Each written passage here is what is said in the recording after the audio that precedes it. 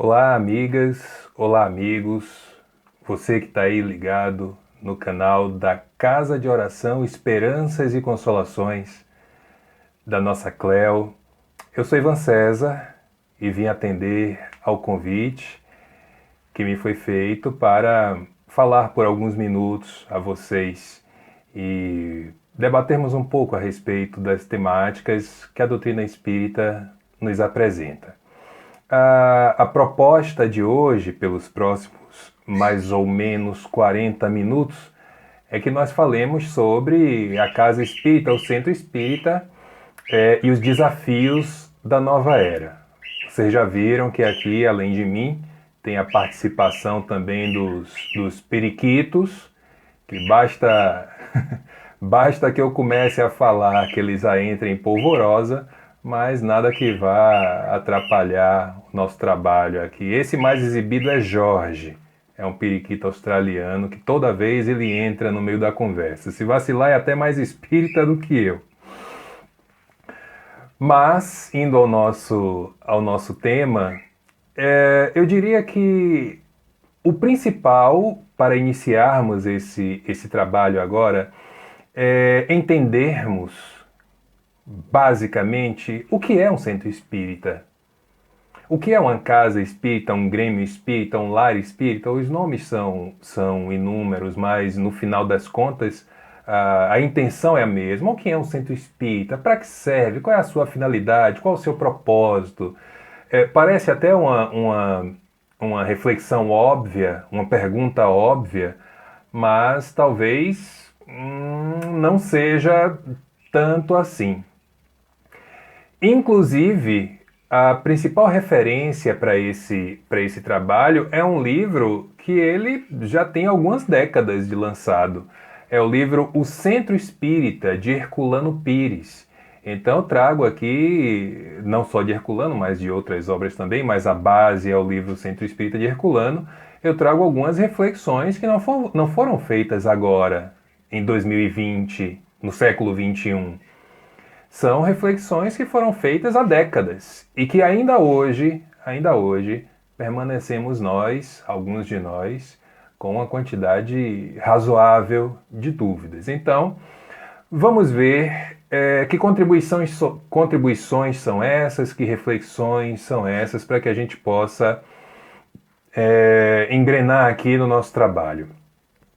Herculano Pires diz assim: se os espíritas soubessem o que é o centro espírita, quais são realmente a sua função e a sua significação, o espiritismo seria hoje o mais importante movimento cultural e espiritual da Terra. Se nós espíritas soubéssemos o que é o centro espírita, qual a função, qual o seu significado, hoje nós espíritas estaríamos fazendo parte da doutrina religiosa com o maior número de adeptos no planeta, segundo aí o pensamento de Herculano Pires. Para que serve um centro espírita? Por que que o próprio Kardec ele não fundou um centro espírita? Ivan já começou a falar besteira aí. E a Sociedade Parisiense de Estudos Espíritas, o que era? Era uma sociedade de estudos espíritas, que acolhia, quando era necessário, uma ou outra pessoa ali que chegava em busca de notícias de quem quer que seja. Quando Kardec entendia que era que tinha ali uma razão a ser levada em consideração, ele inclusive fazia evocações dos espíritos lá nos textos de O Céu e o Inferno, nos textos da Revista Espírita, há inúmeras. Mas, se a gente for pensar na estrutura de centro espírita, principalmente a estrutura de centro espírita brasileira, nem Kardec fundou centro espírita. Então, nós brasileiros que adoramos centros espíritas, que saímos fundando aí centros espíritas, como se diz popularmente, à torta e à direita, qual é a função do centro espírita? Porque eu, em pleno século XXI, em pleno 2020, quase 2021, ainda me deparo com casas espíritas que tem o nome lá na fachada, casa espírita, mas que, por exemplo, não tem reunião doutrinária, mas tem reunião mediúnica, e muitas vezes reunião mediúnica aberta ao público. Casas espíritas que funcionam única e exclusivamente para as chamadas reuniões de cura. É essa a função do centro espírita? Não sei. Não estou aqui para dizer qual é a função do centro espírita, não. Já tem bibliografia suficiente aí para a gente entender qual é a função e o significado do centro espírita.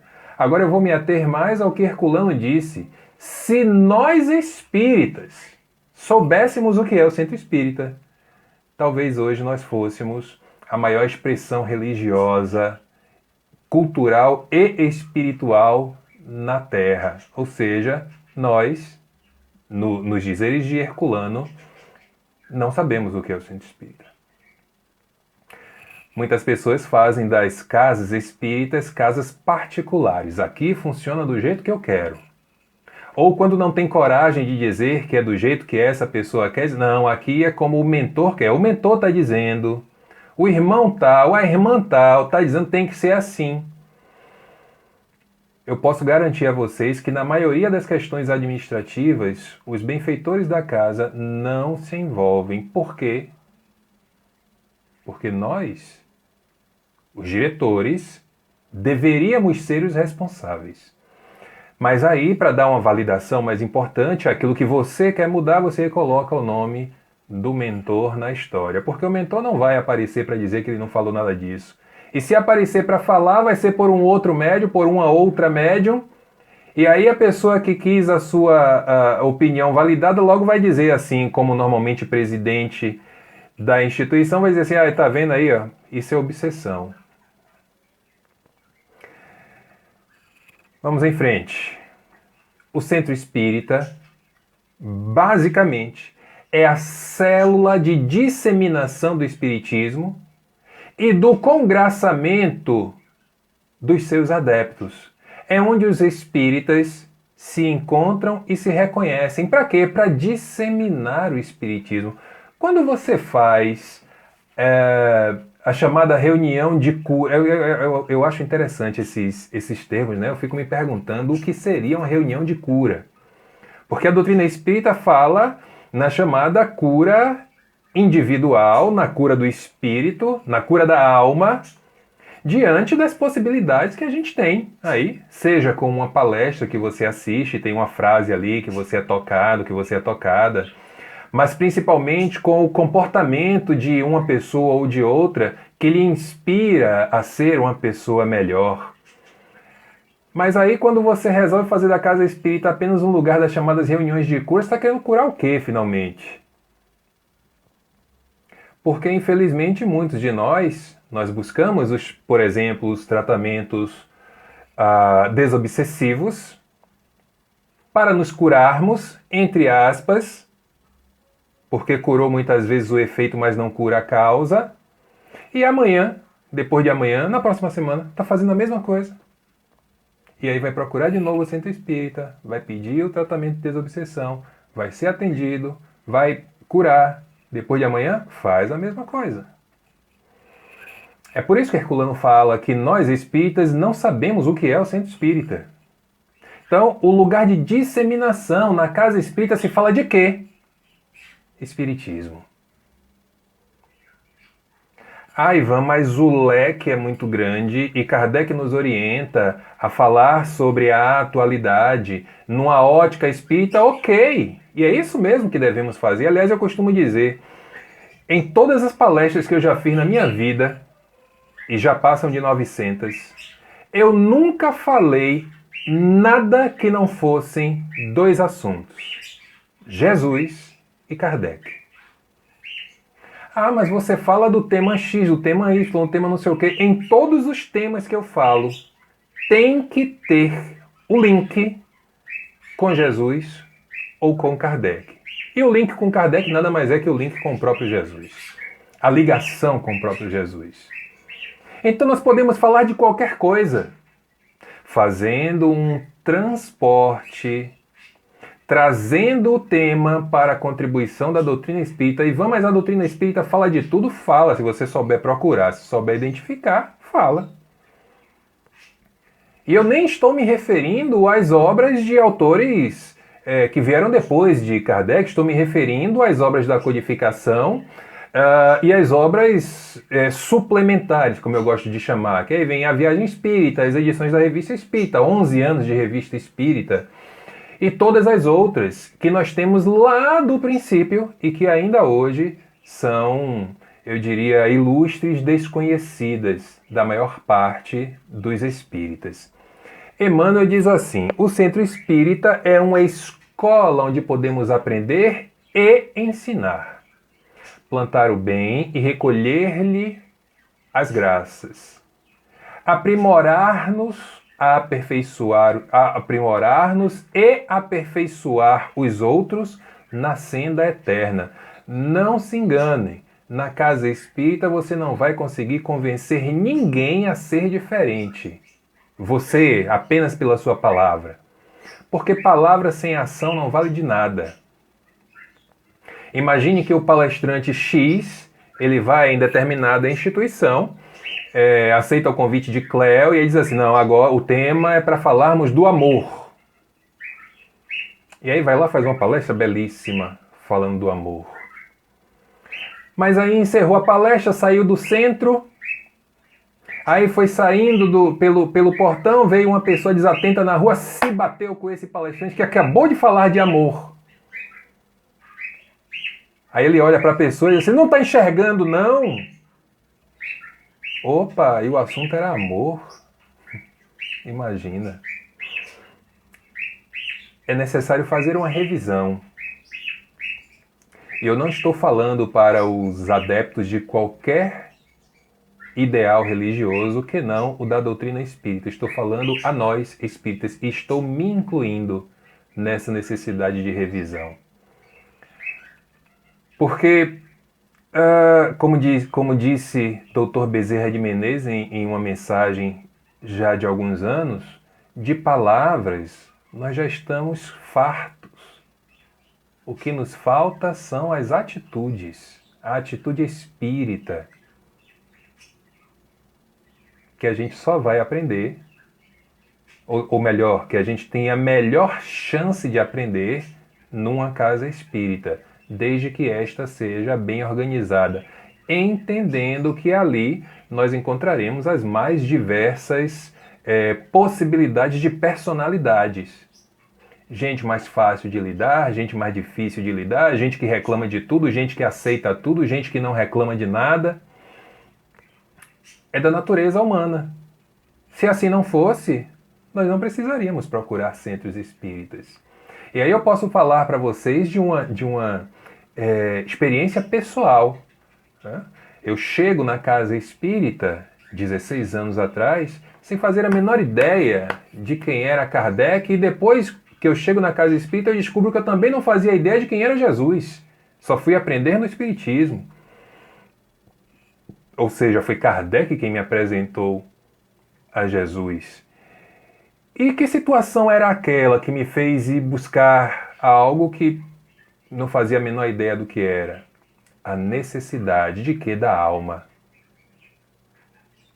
E fui buscar ali um dos meus pontos de apoio. Aí Herculano diz assim: mas o que fazemos em todo esse casto continente espírita é um imenso esforço de igrejificar o espiritismo, de emparelhá-la com as religiões decadentes e ultrapassadas, formando, por toda parte, núcleos místicos e, portanto, fanáticos, desligados da realidade imediata. O tema é a casa espírita e a nova era. O que é que a nova era está nos trazendo? Novas e excelentes possibilidades que você só consegue enxergar se tiver com vistas no presente, trabalhando o futuro. Aliás, trabalhando o presente com vistas no futuro. Agora, se a gente fica olhando para o passado, para experiências do passado, não vai mudar nada. Nós aprendemos e até repetimos que a doutrina espírita, por exemplo, é livre de dogmas. Não é verdade. Dogmas são verdades absolutas, verdades imutáveis. Aí eu posso perguntar a vocês, Deus existe? Algum espírita duvida que Deus existe? Algum espírita duvida da reencarnação? Da comunicabilidade dos espíritos? Da lei de causa e efeito? Do livre-arbítrio? Tudo isso são verdades imutáveis? Então são dogmas. O que a doutrina espírita faz de diferente, e aí nenhuma outra faz, é o tratamento que dá a esses dogmas, não impondo nada a ninguém. Não se convença por aquilo que Ivan está falando, se convença pela sua própria observação e experiência. Então, quando Herculano fala nessa ideia de igrejificar o espiritismo, olha, gente, nós temos feito tantas coisas sem necessidade.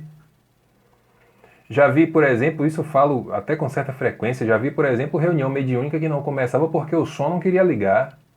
Mas onde é que tem escrito, gente, que reunião mediúnica só começa com música? Reunião mediúnica tem que ter música.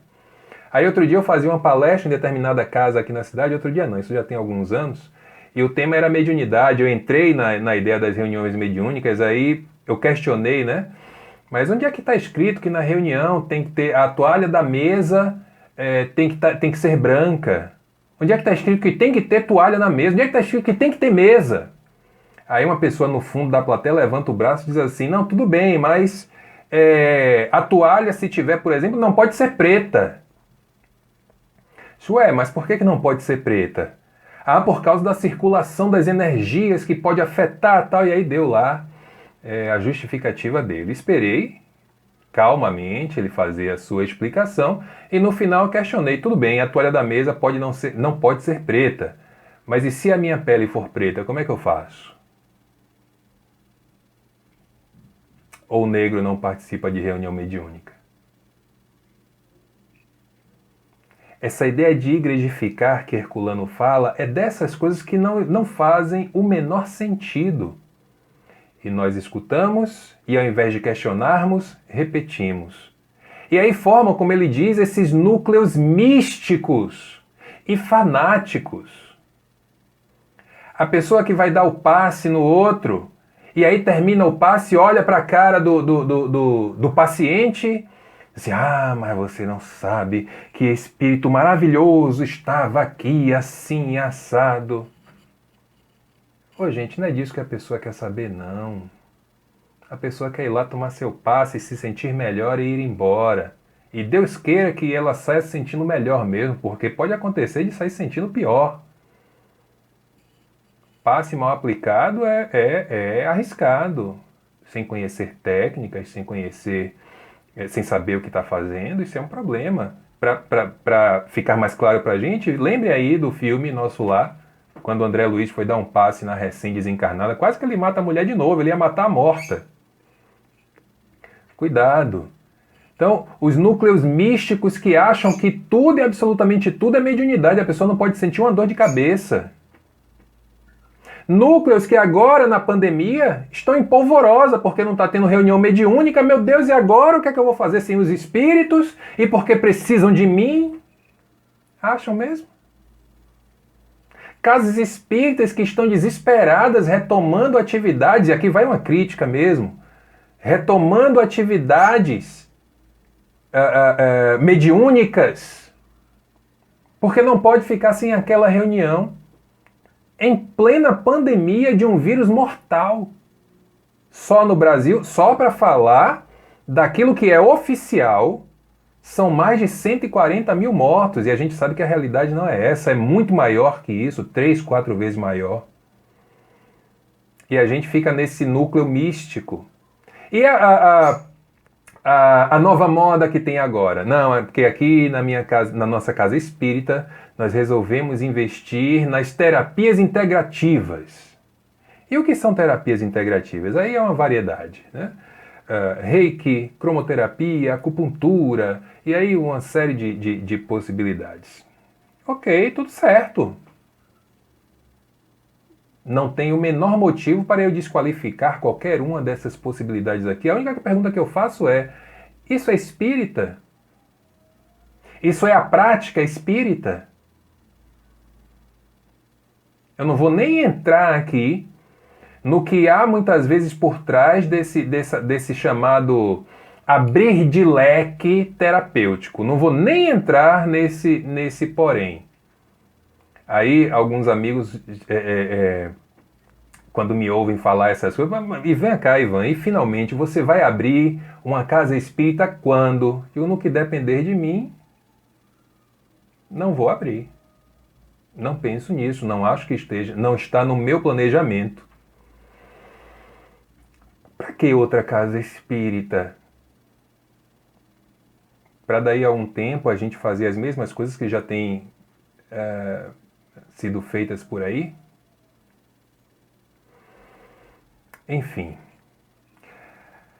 A casa espírita, ela tem como finalidade, principalmente nessa nova era... Ô, gente, eu vou pedir desculpa a vocês, eu estou vendo que a minha luz auxiliar aqui, ela está dando uma pequena baixada na sua luminosidade, então pode ser que vocês já estejam sentindo os efeitos aí de um pouco de sombra, uma luz não muito interessante, principalmente para esses trabalhos audiovisuais. Então, como eu já estou aqui mais da metade do trabalho, eu vou seguir do jeito que está. Depois eu vou tentar dar uma corrigida aqui no brilho, mas o importante é que acredito que não vai trazer nenhum empecilho para a gente continuar, não. Mas vamos em frente. Finalidades da casa espírita, ela é agente de mudança. A casa espírita, como agente de mudança, ela nos proporciona tomar atitudes diferentes ante as dificuldades da vida. Olha aí a história da nova era. Quais são as dificuldades que a nova era tem nos trazido?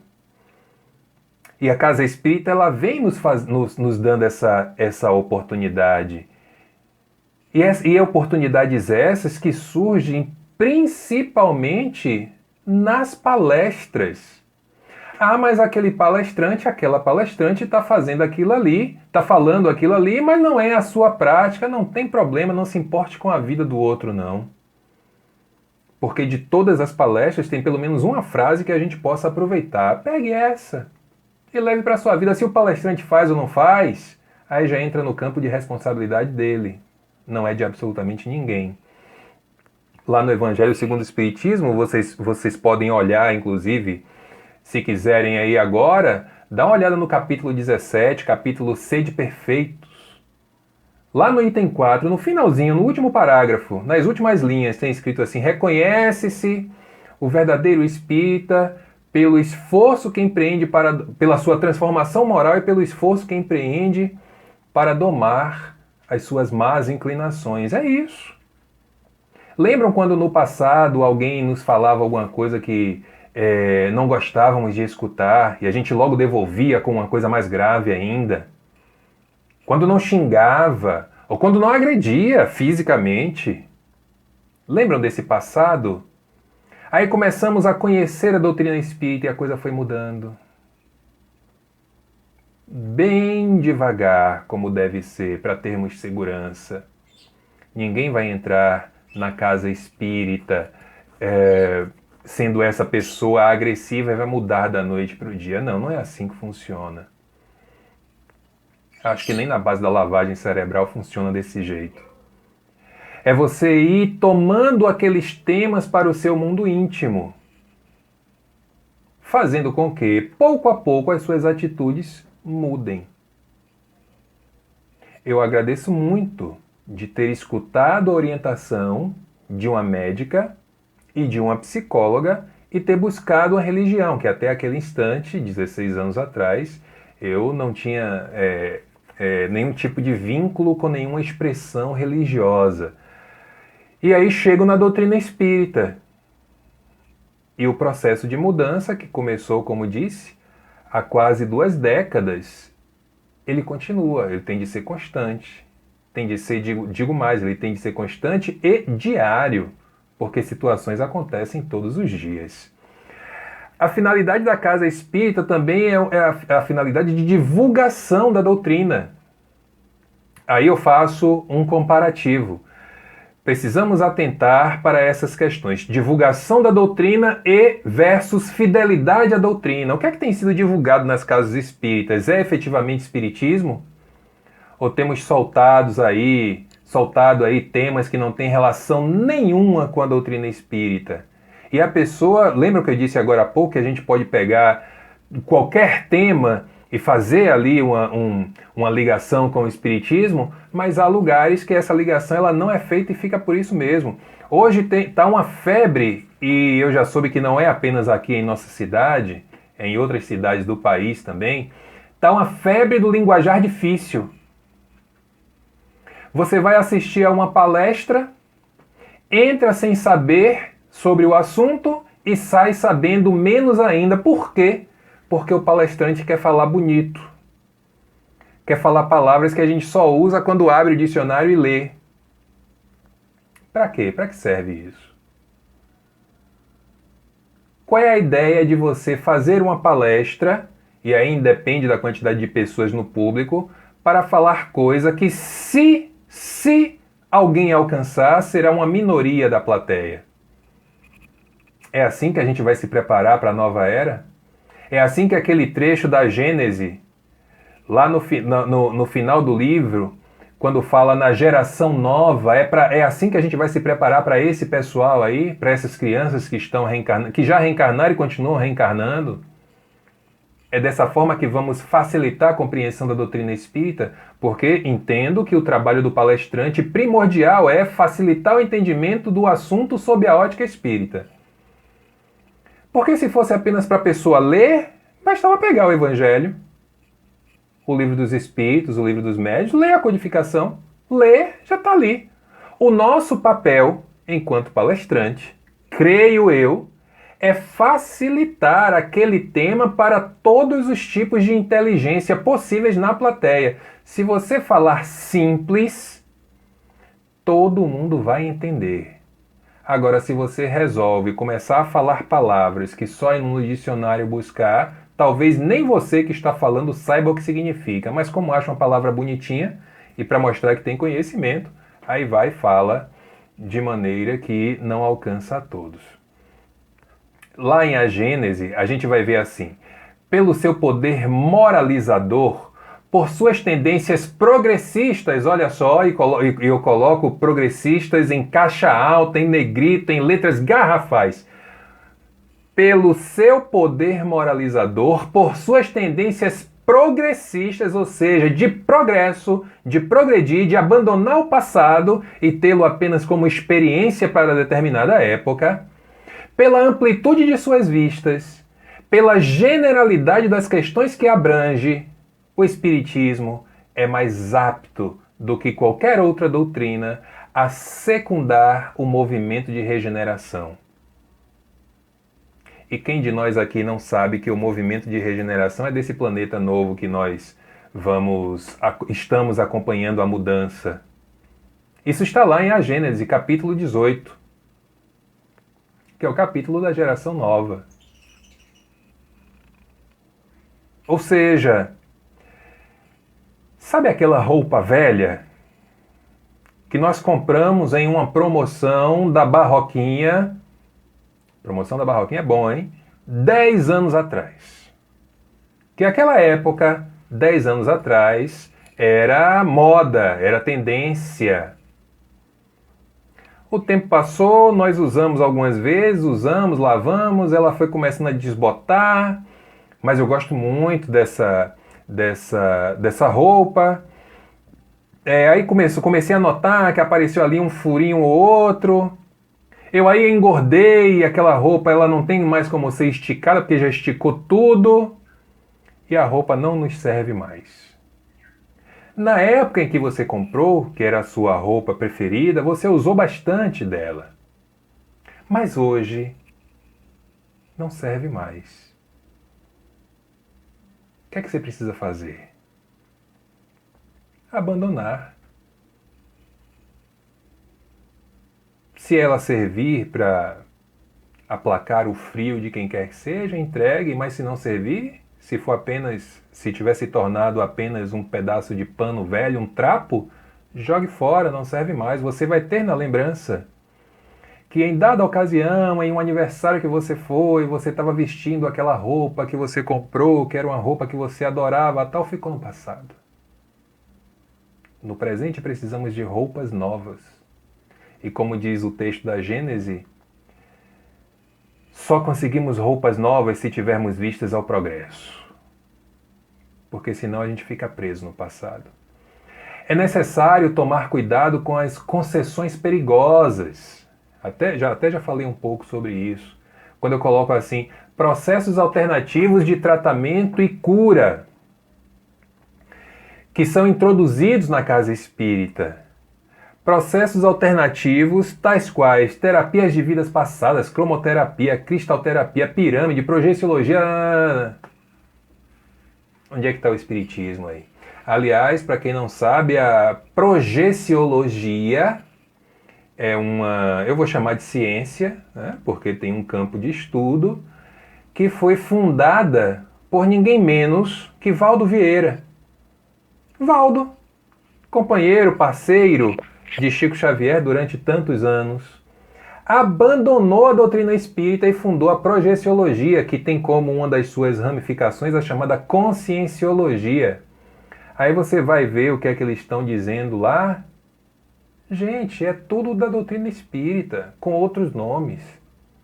Vez que outra alguém me manda mensagem perguntando: Ivan, o que é que você acha da apometria? Espírita perguntando, né? O que é que você acha da apometria? Normalmente eu digo assim, é apenas um nome difícil para o desdobramento. Só isso. Não, mas porque a viagem astral, porque a apometria, porque o deslocamento não sei de quê. Ah, espíritas. Desdobramento. Expansão da alma. Que vai para onde quer ir.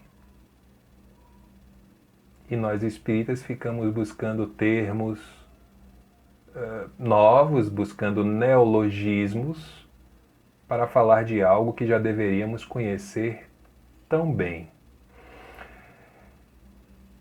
Finalidade da casa espírita. Aí para esse trecho, que é o trecho final do nosso trabalho, eu recorri de um pequeno livro, tecnicamente não é nem classificado como livro, né? É um opúsculo que se chama Novos Rumos para o Centro Espírita.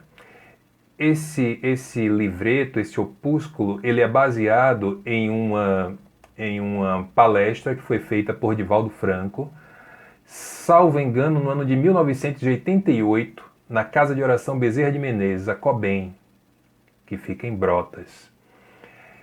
E ele apresenta nessa palestra o que se entendeu mais tarde como a tríade de Joana de Ângeles para a casa espírita, quando ela fala em espiritizar, qualificar e humanizar. Então a finalidade primaz de uma casa espírita é espiritizar. Que nos dias de hoje eu posso dizer a vocês, é apresentar o espiritismo a quem? Aos espíritas.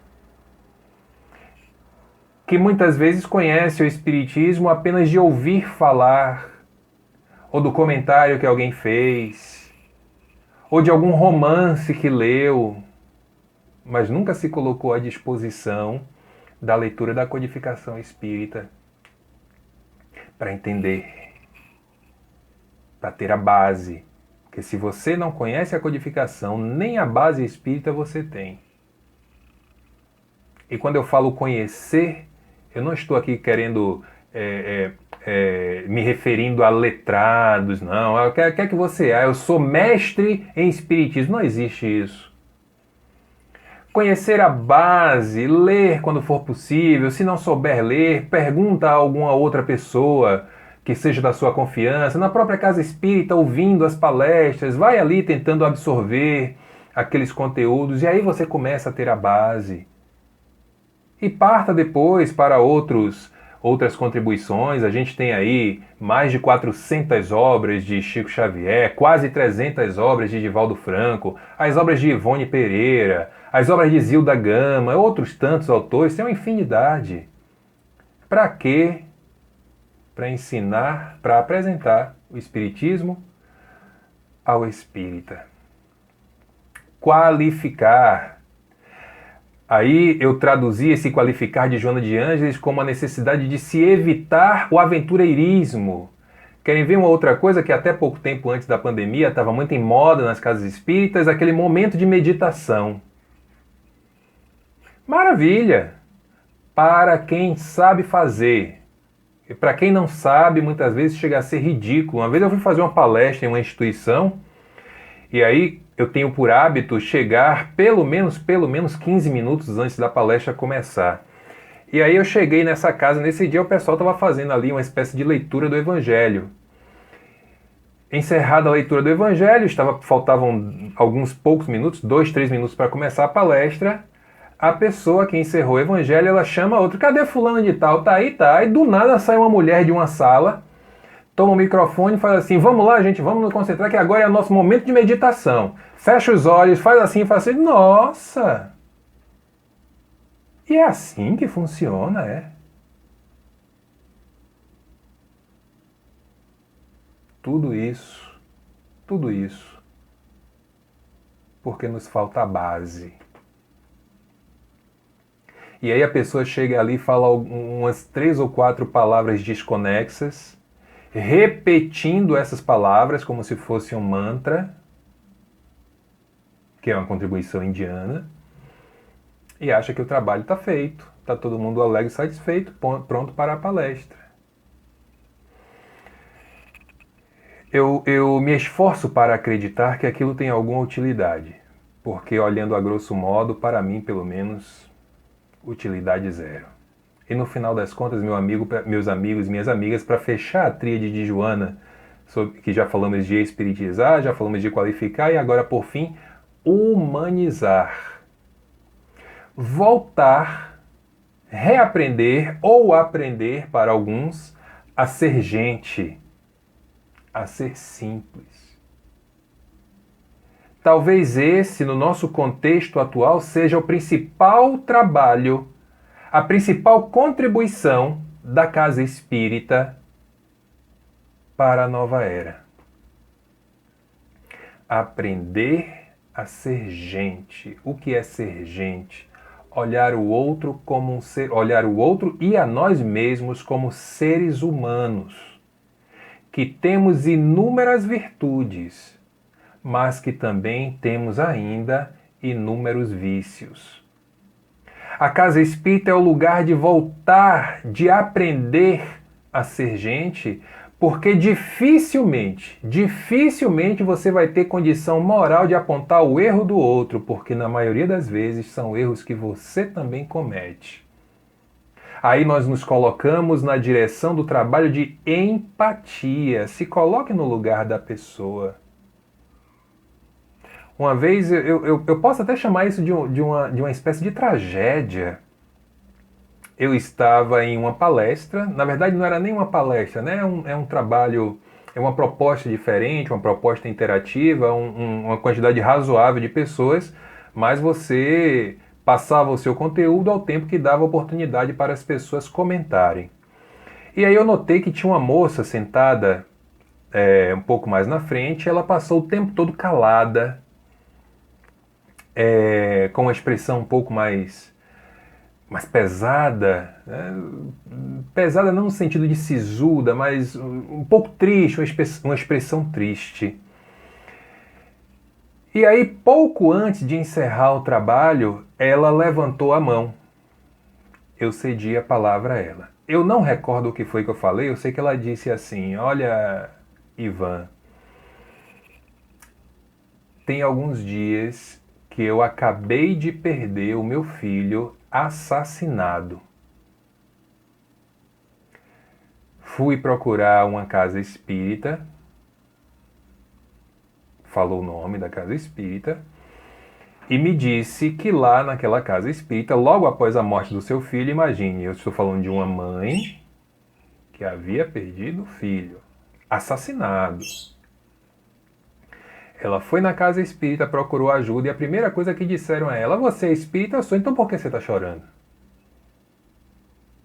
Eu disse, como?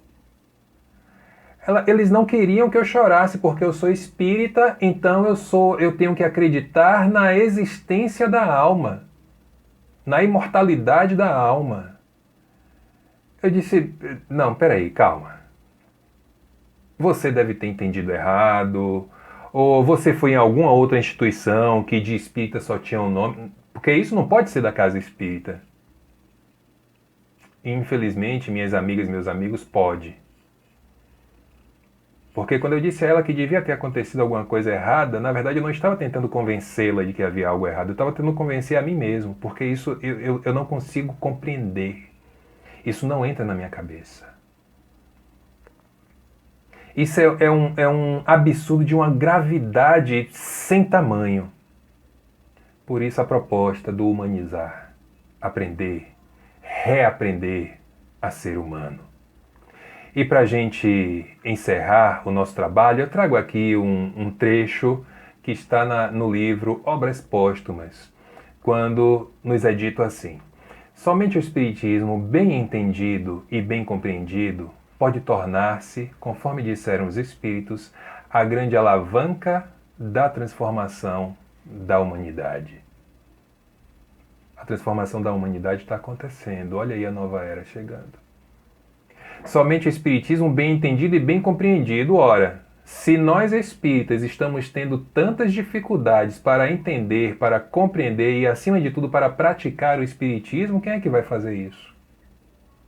Então é hora de assumirmos as nossas responsabilidades pessoais, íntimas, em primeiro momento, e depois sociais e coletivas. Facilite a sua vida, facilite a vida do outro. Você que está do outro lado aí é palestrante, fale simples. Mas, acima de tudo, vamos adequar o nosso texto, as nossas atitudes, o que muitas vezes nem sempre é fácil. Aí a nossa porção humana fala mais alto. Mas e se nós, que somos os divulgadores da doutrina, não nos cobrarmos esse compromisso? Aí é melhor desistir. Aí é melhor fechar as portas das casas e seguir por outros rumos. Porque não vejo sentido, não passo a não ver sentido nisso. O Centro Espírita e os desafios da nova era. Sabem qual é o principal desafio do Centro Espírita? Ser um Centro Espírita. E a partir daí, quando nós conseguirmos voltar a sermos centros espíritas, as coisas vão caminhar bem diferente, facilitando os passos não apenas para nós, trabalhadores, divulgadores, frequentadores, como para todos aqueles ao nosso redor que, com as mudanças nas nossas vidas, também vão se animar a mudar as suas próprias, ainda que não sejam espíritas. Meus agradecimentos, viu? A vocês que estiveram aí, a Cleo pelo convite. Estou às ordens. E não esqueçam, se lhe for possível, fique em casa, porque não acabou ainda. Que Jesus nos abençoe a todos e nos dê a tua paz.